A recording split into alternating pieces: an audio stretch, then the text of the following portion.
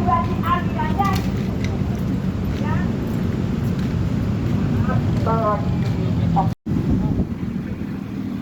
Selamat pagi, Bapak Kapolri, Bapak pimpinan penegak hukum lainnya.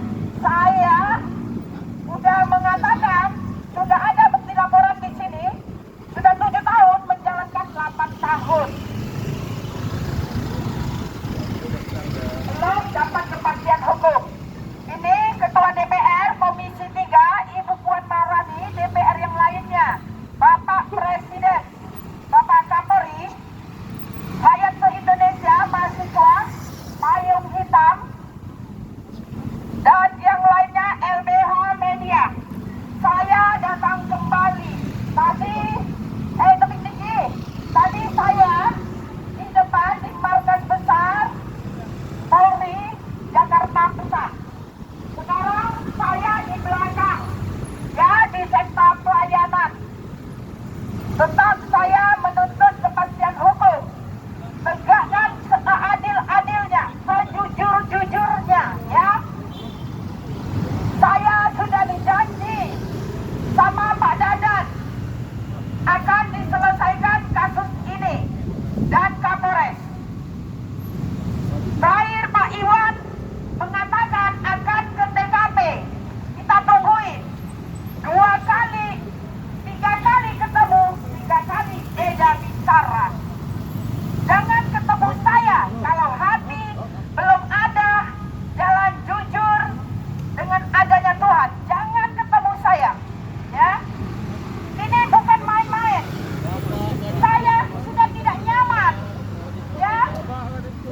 Kenapa korban pencurian bisa terjadi bla bla bla sampai diculik sama polisi 89 orang, diseret, dianiayain, disandra hampir setahun. Anak saya kejar, anak saya juga disandra, dianiayai di dalam reserse. Bapak Kapolri, yang kita laporkan pencurian, kenapa bisa sampai penculikan, sampai penganiayaan? Bukan hanya di Sumatera, di Polda juga, Polda Medan juga diintimidasi. Bukan hanya itu, di markas besar dianiayain, ada videonya. Ini Pak, nanti bapaknya Ya, masih sama Imam SH sudah divisum.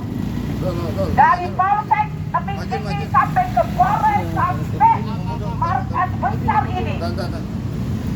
Kemana saya harus cari keadilan? Kalau juga Bapak Kapolri nggak bisa selesaikan kasus yang terjadi sesuai STPL saya. Apa yang teman-teman Tuhan? Bapak Kapolri, jangan membiarkan terancam nyawa saya dan anak-anak keluarga saya. Ya, saya sudah bolak-balik menyampaikan kasus ini ditegakkan dengan terbukanya. Saya harus tahu. Ya, Pak Iwan ke Sumatera semalam menyampaikan sama saya, karena 2023 masih ada pembakaran tanah persisnya di samping Polsek tebing tinggi. Pohonnya semua sudah ditebang dengan pohon kelapa, tapi terangan Pak Iwan dari markas besar ini katanya mesti berdiri pohon kelapa, pohon jambu bol, rambutannya masih kecil-kecil. Mungkin nggak saya percaya sama Pak Iwan, karena tetangga kita ada niat ke sana, ya. Habis sudah yang ada rumput. Jadi bicaralah dengan yang jujur untuk orang bapak-bapak juga ke depannya, ya. Jangan membiarkan ini, Pak. Saya laporkan polisi, polisi harus bertanggung jawab. Jangan main seperti itu, main aniaya, menculik, biarkan, jangan, ya. Saya tetap mencari kepastian hukum. Barang buktinya, saya dengar Pak Iwan, dibacakan Pak Iwan, barang buktinya rakyat se-Indonesia, DPR, Bapak Presiden. Barang buktinya sarung botol, bola TKP. Kita minta sidik jari, katanya nggak ada hubungannya sidik jari dengan pencurian. Sedangkan saya orang awam,